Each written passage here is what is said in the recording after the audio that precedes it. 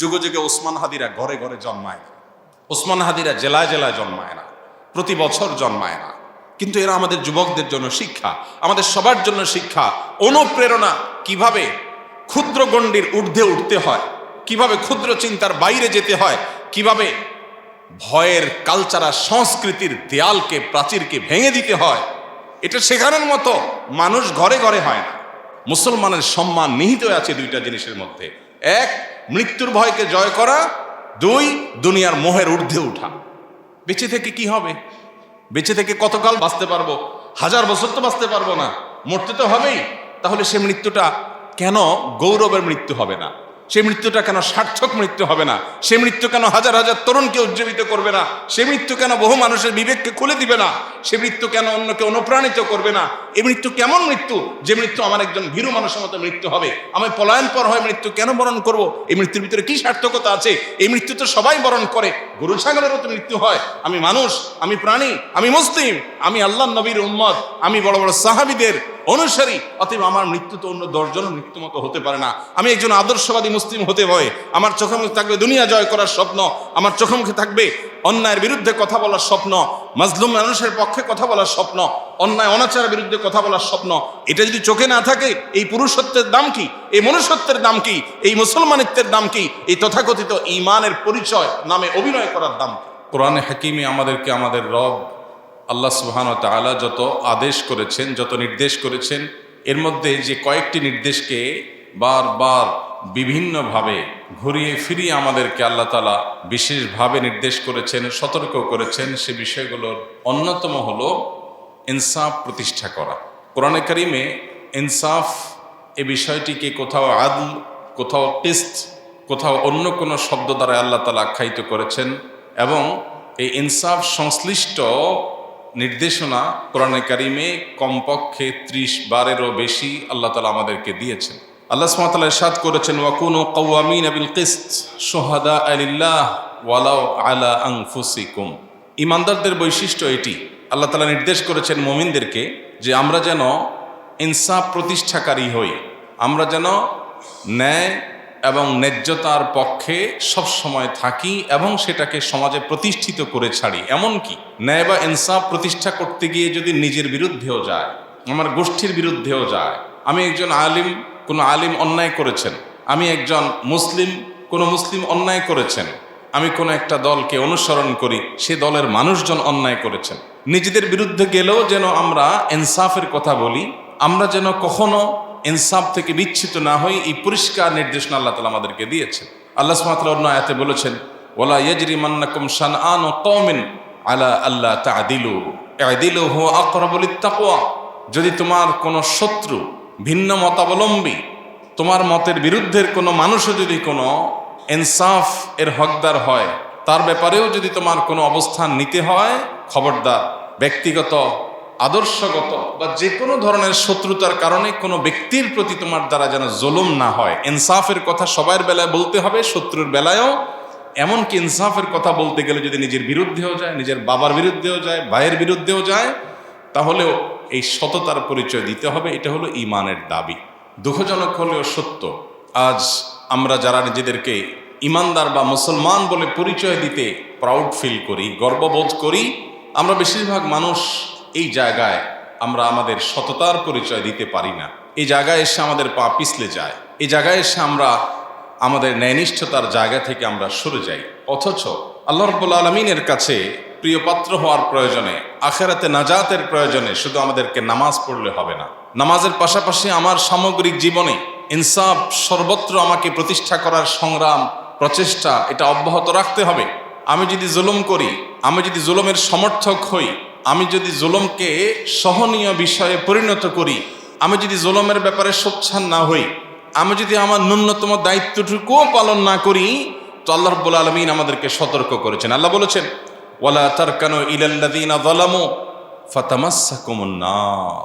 সমাজে যে সমস্ত জুলুম চলছে, অনাচার চলছে, অবিচার চলছে, অন্যায় চলছে, এই সমস্ত অন্যায় অবিচারে অনেকেই জুলুম এবং জালিমদের দিকে ঝুঁকে পড়েন, জুলুম এবং জালিমদের দিকে ঝুঁকে পড়েন, যেদিকে বাতাস সেদিকে ছাতা ধরেন।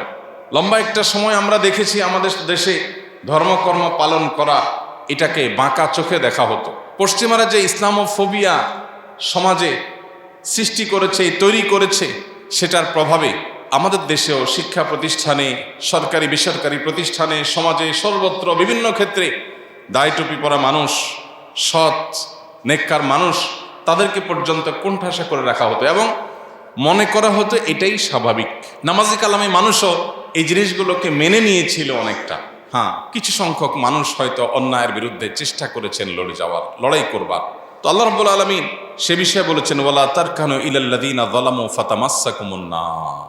যারা জুলুম করেছে, যারা অন্যায় অবিচার করেছে, এই মানুষগুলোর দিকে তোমরা যদি ঝুঁকে পড়ো, অন্যায়কে মেনে নিলেন, ঠিক আছে এখন এটাই চলে, কি আর করা যাবে। অনেক নামাজি কালামি বাপ তার সন্তানকে এক সময় দাড়ি রাখতে উদ্বুদ্ধ করতেন না। তিনি নিজে দাড়ি রাখেন, দাড়ি রাখা মুসলমানের জন্য ওয়াজিব, আল্লাহ নবীর নির্দেশ তিনি জানেন এবং তিনি বিশ্বাস করেন, তিনি সেটাকে রেসপেক্ট করেন, তিনি মানতে চান। কিন্তু এটা করতে গেলে হেনস্থার শিকার হবে আমার ছেলে, এই জন্য ছেলেকে দাড়ি চাচতে অনেক বাবা বলতেন। তিনি মুসলিম হিসাবে আদর্শ মুসলিম হতে পারেন নাই যে আমি অন্যায়ের বিরুদ্ধে দাঁড়াবো, কথা বলবো, প্রতিবাদ করব, চেষ্টা করব।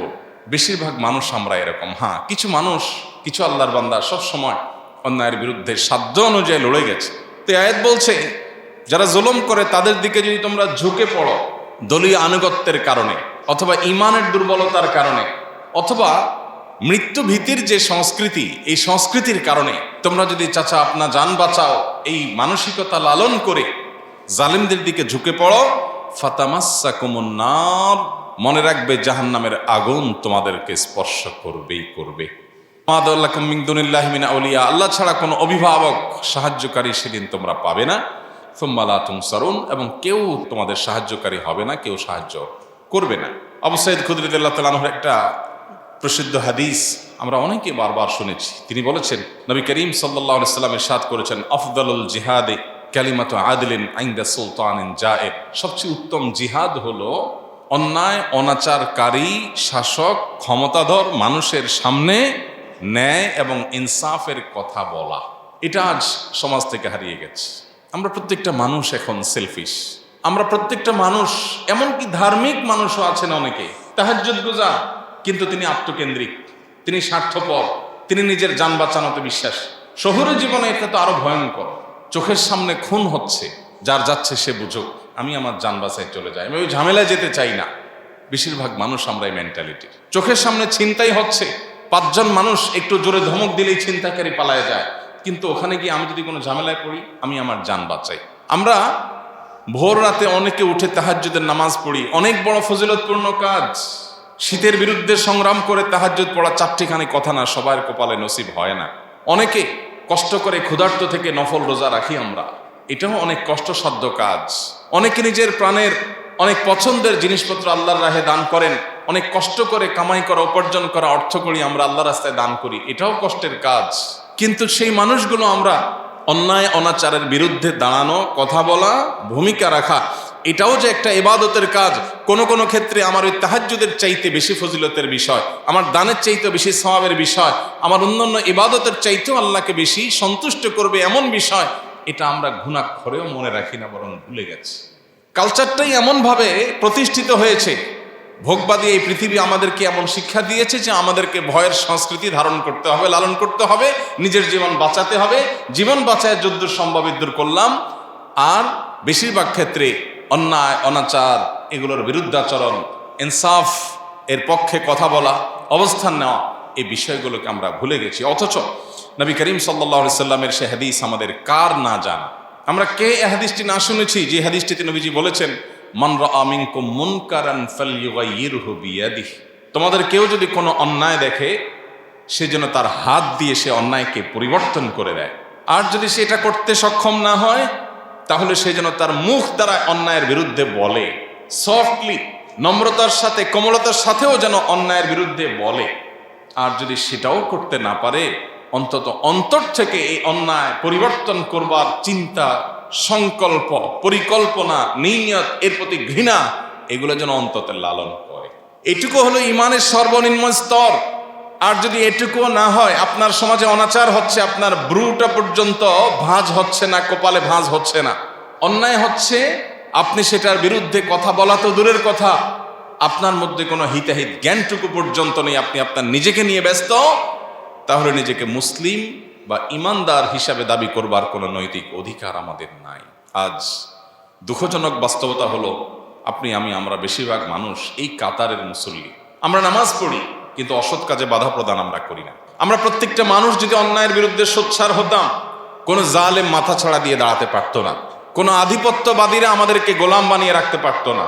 কিন্তু আমরা যখন স্বার্থপর হয়ে গেছি, আমরা যখন শুধু নিজের জীবন আর পরিবার নিয়ে আমাদের চিন্তা ভাবনা ঘুরপাক খায়, এর বাইরে আমরা ভাবতে পারি না, তখন গোলামি আমাদের জন্য অবধারিত হয়ে গেছে, অপমান আমাদের জন্য অবধারিত হয়ে গেছে, অপরিহার্য হয়ে গেছে। নবী সাল্লাল্লাহু আলাইহি সাল্লাম তার সেই প্রখ্যাত হাদিসে এমনি এমনি বলেননি।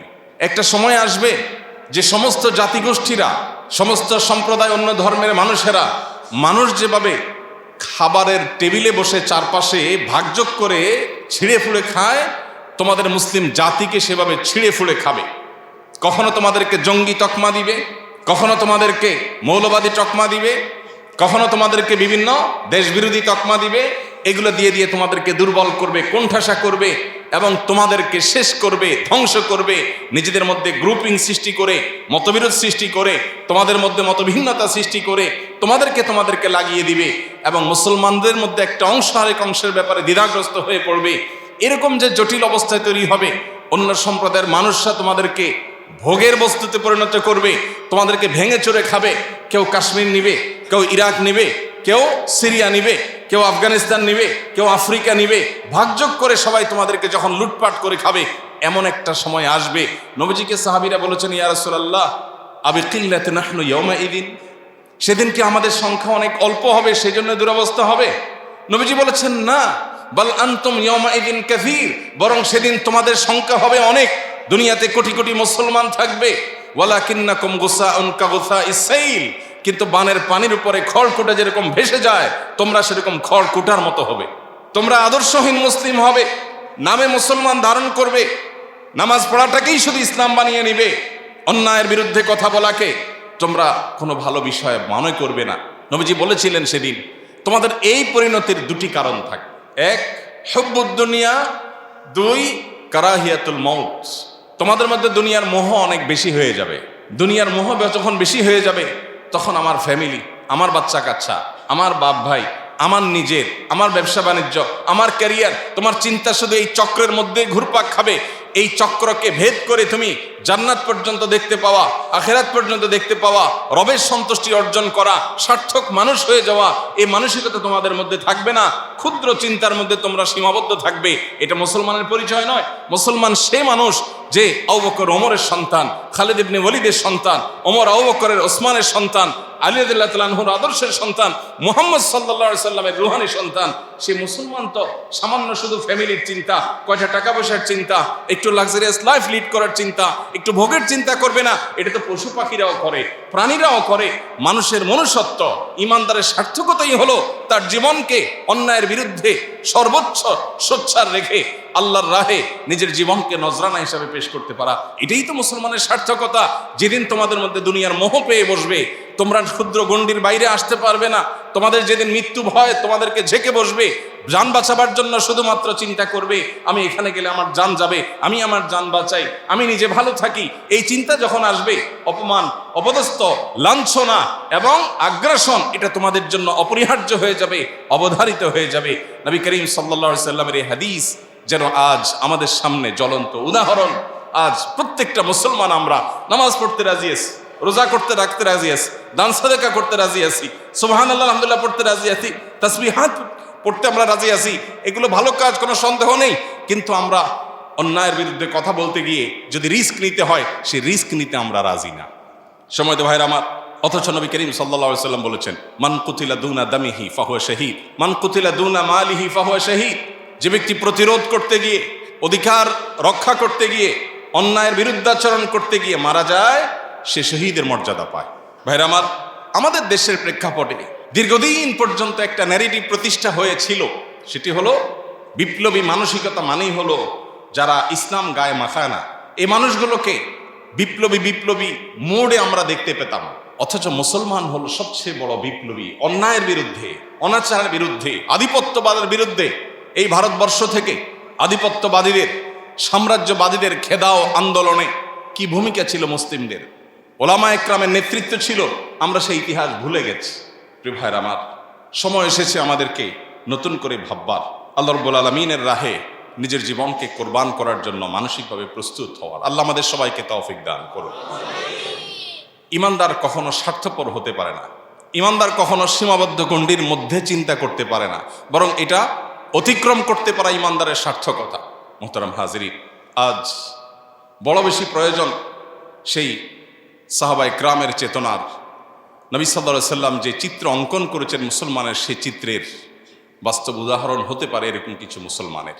এরকম কিছু মুসলমান যদি আজ পৃথিবীতে তৈরি হয়, তাহলে আবারও মুসলিমের সে গৌরব, মুসলমানদের সে শৌর্যবীর্য, মুসলমানদের সে ঐতিহ্য, সেটা আবারও উদ্ধার করা সম্ভব। এবং সবচেয়ে বড় কথা হলো, আল্লাহ রাব্বুল আলামিনের কাছে আমার প্রিয় পাত্র হওয়া, আমার আখিরাতকে নিজের করে নেওয়ার এর চেয়ে শর্টকাট এবং সংক্ষিপ্ত কোনো উপায় নাই। যে ব্যক্তি তার জীবনের মায়া ত্যাগ করে, তার কাছে দুনিয়ার মোহ কোনো বিষয়। যে ব্যক্তি তার জীবনের মায়া ত্যাগ করতে পারে, তার কাছে পার্থিব ছোটখাটো স্বার্থ এগুলো কোনো বিষয় হতে পারে না। তাকে পৃথিবীতে কেউ পরাজয় করতে পারে না যে মৃত্যুকে ভয় করে না, বরং যে মৃত্যুকে আলিঙ্গন করবার জন্য, মৃত্যুকে ওয়েলকাম করার জন্য যে অপেক্ষা করে, সে ব্যক্তিকে কখনো কেউ পরাজিত করতে পারে না। সে মানসিকভাবে সবচেয়ে সুখী, যে বেঁচে থাকার জন্য বিড়ালের মতো এদিক সেদিক ছুটাছুটি করে, নিজের জীবন রক্ষা করার জন্য, নিজের যান বাঁচানোর জন্য, নিজের সুবিধা রক্ষার জন্য, ব্যবসাটা বাঁচানোর জন্য, পিঠটা বাঁচানোর জন্য, নিজেকে রক্ষা করার জন্য শুধুমাত্র নিজের আর নিজের পরিবারের গণ্ডির মধ্যে যে সীমাবদ্ধ হয়ে থাকে, এই ব্যক্তি লাঞ্ছনার জীবনের মধ্যে থাকে।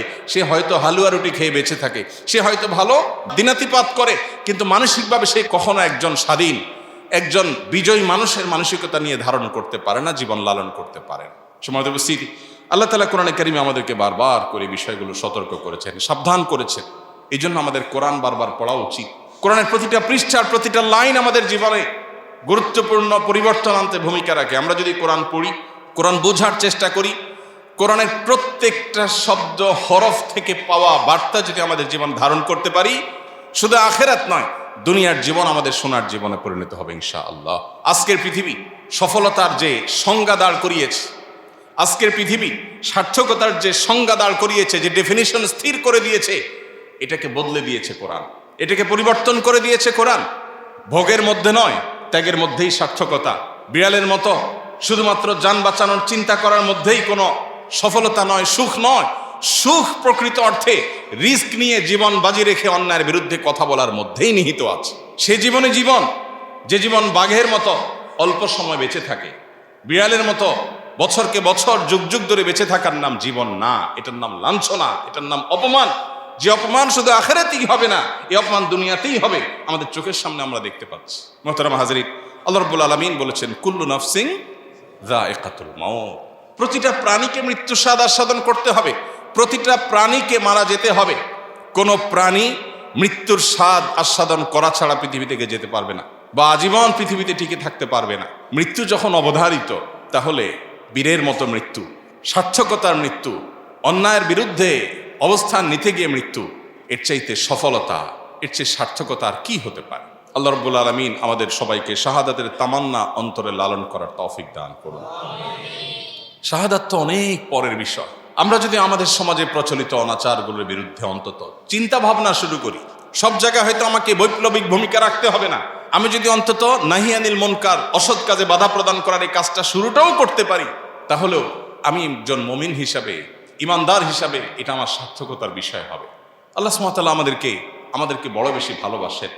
আমরা আল্লাহ তাআলার প্রিয় হাবিব মুহাম্মদ সাল্লাল্লাহু আলাইহি সাল্লামের আদরের উম্মত, তার সবচেয়ে শ্রেষ্ঠ খলিল, তার বন্ধু, তার সবচেয়ে আপন মানুষটার, আপন সৃষ্টিটার আমরা উম্মত, তার পরিবারের সদস্য। যার কারণে আল্লাহ আমাদেরকে অনেক বেশি ভালোবাসেন। পৃথিবীর ইতিহাসে যত জাতিগোষ্ঠী এসেছে, যত সম্প্রদায় এসেছে, সবার মধ্যে উম্মতে মুহাম্মদী আল্লাহর কাছে স্পেশাল। আল্লাহ এদেরকে বিশেষভাবে তৈরি করেছেন এবং পছন্দ করেন। আল্লাহ বলেছেন, কুনতুম খায়রা উম্মাহ, তোমরা শ্রেষ্ঠ সম্প্রদায় হয়েছ, তোমরা শ্রেষ্ঠ সম্প্রদায়, শ্রেষ্ঠ উম্মাহ হয়েছ। কারণ উখরিজাত লিন-নাস, তোমরা ফ্যামিলির এবং নিজের স্বার্থের এই গণ্ডির মধ্যে, চক্রের মধ্যেই শুধুমাত্র ঘুরপাক খাবে, এটা তোমাদের সাথে যায় না, মানায় না। উখরিজাত লিন-নাস, তোমাদেরকে সৃষ্টি করা হয়েছে মানুষের জন্য। আমি সৃষ্টি হয়েছি কার জন্য? আমি শুধু আমার ফ্যামিলি চিন্তা করব। একটা অনাচার হবে, কোনো মানুষ জুলুমের শিকার হবে, সমাজে কোনো অনাচার এস্টাবলিশড হবে, অন্যায় চলবে, আমি সেটা মেনে নিব না। সবসময় হয়তো আমি হাত দিয়ে বাধা দিতে পারবো না, অন্তত আমার এটার বিরুদ্ধে অবস্থান নিতে হবে, ভূমিকা রাখতে হবে। সেটা হোক আমার প্রিয়জনের বিরুদ্ধে, হোক আমার এলাকার মানুষের বিরুদ্ধে, হোক আমার বন্ধুর বিরুদ্ধে, আমাকে ইনসাফ প্রতিষ্ঠা করতে হবে। বেইনসাফ করা মানুষ কখনো মুসলমান হতে পারে না, অসম্ভব। কিন্তু আজ বেইনসাফি রন্ধ্রে রন্ধ্রে আমাদের, সামান্য একটু স্বার্থের জন্য, চক্ষু লজ্জার খাতির আমরা অন্যায় করি। আল্লাহ বলেছেন কুনতুম খায়রা উম্মাতিন উখরিজাত লিন-নাস, আমাদের সৃষ্টি করা হয়েছে, বের করা হয়েছে মানুষের জন্য, মানুষের কল্যাণে কাজ করব। তা'মুরুনা বিল মা'রুফ ওয়া তানহাউনা আনিল মুনকার ওয়া তু'মিনুনা বিল্লাহ, সৎ কাজের আদেশ, অসৎ কাজে বাধা প্রদান করা, এটা আমাদের দায়িত্ব। আল্লাহ আমাদের সবাইকে দায়িত্ব যথাযথভাবে পালন করার তৌফিক দান করুন। মুহতারাম হাজরিন, মৃত্যু তো অবধারিতই। আল্লাহ বলেছেন কুল ইন্নাল মাউতাল্লাযী তাফিরুনা মিনহু ফাইন্নাহু মুলাকীকুম, যে মৃত্যু থেকে পলায়ন করার জন্য চেষ্টা করছো, তোমরা যে মৃত্যু থেকে রক্ষা পাওয়ার জন্য পালিয়ে বেড়াও, এখানে না ওখানে, ওখানে গেলে মনে হয় বাঁচবো, এটা করলে মনে হয় বাঁচবো, এটা বললে মনে হয় বাঁচবো না, এই বাঁচার জন্য তোমাদের যে প্রাণান্তকর প্রচেষ্টা, তোমাদের যে পলায়ন পর মানসিকতা, মনে রাখবে সে মৃত্যু তোমাদের সাথে সাক্ষাৎ করবে। শব্দটা লক্ষণীয়, ফাইন্নাহু মুলাকীকুম। আল্লাহ বলেন নাই যে তোমরা যখন পলায়ন করবে মৃত্যু তোমাদের পিছন থেকে এসে ধরবে, সেটা বলেন নাই। মুলাকীকুম বলেছেন মৃত্যু তোমাদের সামনে থেকে এসে সাক্ষাৎ করবে। তুমি যেদিকে যাচ্ছ পলায়ন করতে, ওই দিক থেকে মৃত্যু আসবে তোমাকে সাক্ষাৎ করার জন্য, এড়াতে পারবে না। মৃত্যু যখন অবধারিত, তাহলে সেটা শিয়ালের মৃত্যু কেন হবে, বাঘের মৃত্যুই হওয়া উচিত। আল্লাহর কাছেই তামান্না থাকতেই হবে ইমানদারের, যে আল্লাহ মৃত্যু যখন হবেই, মরবই যখন, আমি যেন অন্যায়ের বিরুদ্ধে কথা বলতে গিয়ে, কাজ করতে গিয়ে মরি, এটাই তো সার্থকতার মৃত্যু। আমি ভীরু মানুষের মতো মৃত্যুবরণ করতে পারি না। নবী সাল্লাল্লাহু আলাইহি সাল্লাম আল্লাহর কাছে পানাহ চেয়েছেন, আল্লাহুম্মা ইন্নী আউযু বিকা মিনাল বুখলি ওয়াল জুবন, আল্লাহ আপনার কাছে আমি কৃপণতা থেকে, ভীরুতা থেকে পানাহ চাই। আমি যেন ভীরু হয়ে না পড়ি, আমি যেন হীনমন্য হয়ে না পড়ি, আমি যেন ভীত সন্ত্রস্ত না হই। আজ আমাদের সমাজে মুসলমানদের মধ্যে ভয়ের সংস্কৃতি সৃষ্টি হয়ে গেছে। ভয়ের সংস্কৃতি সৃষ্টি হয়েছে না হয়নি? আজ শরীফ ওসমান হাদির মতো কিছু তরুণ, তারা আমাদেরকে ভয়ের সংস্কৃতি ভাঙতে শিখিয়েছে। তারা শিখিয়েছে কিভাবে ভয়কে জয় করতে হয়। আপনার আমার অনেকের মতো তারও একটা ছোট্ট বাচ্চা আছে, মায়া আছে, এবং সে জানতো সে যে পথে পা বাড়িয়েছে, এই পথে মৃত্যু অবধারিত, সেটার জন্য প্রস্তুত ছিল, আগে থেকে ঘোষণা দিয়েছে, পরিচিত ভাই ব্রাদারকে বলে গেছে, আমি মরে গেলে আমার বাচ্চাদের দিকে খেয়াল রাখিও, জাস্ট ইট, আর আল্লাহ খেয়াল রাখবেন, যথেষ্ট। বহু লেবাসধারী ধার্মিকের চাইতে, বহু লেবাসধারী তথাকথিত আলিমের চাইতে এ ধরনের তরুণরা আমাদের ক্ষেত্রে, আমাদের জন্য এই ক্ষেত্রে অন্তত উত্তম উদাহরণ। সমকালীন জীবনে বা সমসাময়িক সময়ে নিজের অবশ্যম্ভাবী অপরিহার্য পরিণতির কথা জানার পরও এইভাবে সাহসিকতার পরিচয় দেওয়া, মৃত্যু ভয়কে জয় করা এবং ভয়ের সংস্কৃতিকে ভাঙার উজ্জ্বল উদাহরণ তার চাইতে আর ভালো কাউকে খুঁজে পাওয়া যায় না। মানুষ যখন নিশ্চিত হয়ে যায় তার বিপদ আসছে, সে সাবধান হয়ে যায়।